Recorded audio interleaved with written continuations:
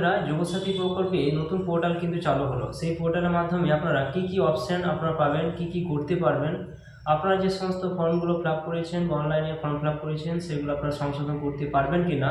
তো চলুন ওই পোর্টালে কি সুবিধা আপনারা পাবেন সম্পূর্ণ ভিডিওর মাধ্যমে আপনাদের বিস্তারিত আলোচনা করব এবং স্টেপ বাই স্টেপ আপনাদের দেখাবো।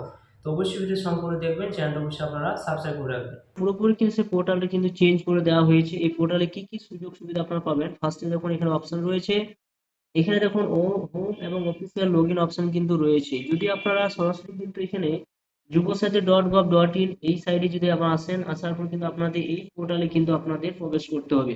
এরপর এখানে আপনারা দেখতে পাবেন যে অ্যাপ্লিকেশন সাবমিশন অপশন রয়েছে। এখানে আপনার অ্যাপ্লিকেশন করার জন্য যে অপশন রয়েছে এখানে যদি আপনারা টাচ চিহ্ন দেন, তো পুরোপুরি কিন্তু অ্যাপ্লিকেশন এখনো ক্লোজ করে দেওয়া হয়েছে। অর্থাৎ আপনি জানেন যে এখানে ডেট দেওয়া হয়েছিল 26শে ফেব্রুয়ারি 2026 এবং 12টার মধ্যে কিন্তু এটা টাইম ছিল, সেটা পুরোপুরি কিন্তু ক্লোজ করে দেওয়া হয়েছে। এরপর আপনারা কি পাবেন, আপনার অ্যাপ্লিকেশন স্ট্যাটাস থেকে জানতে পারবেন। এখানে অ্যাপ্লিকেশন স্ট্যাটাস যদি আপনার টাচ চিহ্ন দেন, তো আপনার সেই পুরাতন যে পোর্টালটা রয়েছে সেই পোর্টালে কিন্তু আপনারা যেতে পারবেন। তো দেখুন এখানে সেই পুরাতন পোর্টালে কিন্তু যেতে পারবেন। এরপর আপনারা এখানে আপনার স্ট্যাটাসটি কিন্তু এখানে জানতে পারবেন যে স্ট্যাটাসে সেটা অ্যাপ্রুভ হয়েছে কিনা না রিজেক্ট হয়ে গেছে, সেটি কিন্তু আপনারা এখান থেকে জানতে পারবেন।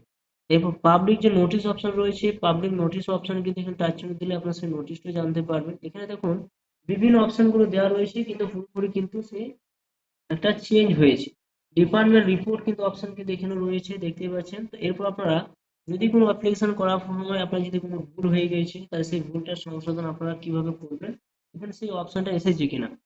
তো তাই জন্য আপনারা কি করবেন, সরাসরি স্লাইড উপর দিকে তুলবেন। উপরে তোলার পর আপনারা দেখুন ইম্পর্টেন্ট অ্যানাউন্সমেন্ট অপশন কিন্তু এখানে রয়েছে, দেখতে পাচ্ছেন ইম্পর্টেন্ট অ্যানাউন্সমেন্ট অপশন কিন্তু রয়েছে।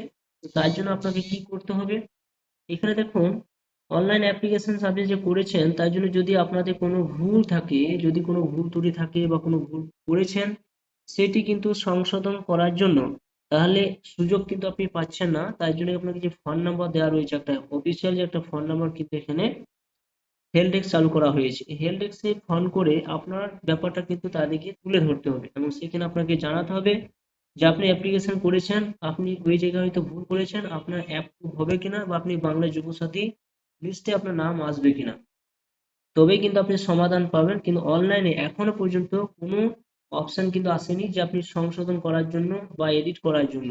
তো আপনাকে একমাত্র কল করে আপনাকে জানতে হবে যে বাংলা যুবসাথী পোর্টালে আপনি অ্যাপ্রুভ হবে কিনা আপনার, বা অ্যাপ্রুভ আপনার না রিজেক্ট হয়ে যাবে। তবে আপনারা কিন্তু এখানে একটা এই নতুন একটা রাস্তা কিন্তু আপনাদের দিয়েছে। নিচের দিকে গেলে আপনারা দেখতে পাবেন বাংলায় যুবসাথী হেল্প ডেস্ক কিন্তু রয়েছে, দেখতে পাচ্ছেন। এবং এখানে আপনারা একটা জিমেলও পেয়ে যাবেন, যুবসাথী 2026@gmail.com। এই সাইডে এসে এই জিমেল এসে আপনারা কিন্তু এখানে জিমেলও করতে পারেন। তো ভিডিও যদি ভালো লাগে অবশ্যই আপনারা লাইক করবেন, চ্যানেলটা সাবস্ক্রাইব করে রাখুন, পাশে থাকা বেল আইকনটি অবশ্যই আপনারা প্রেস করে রাখবেন।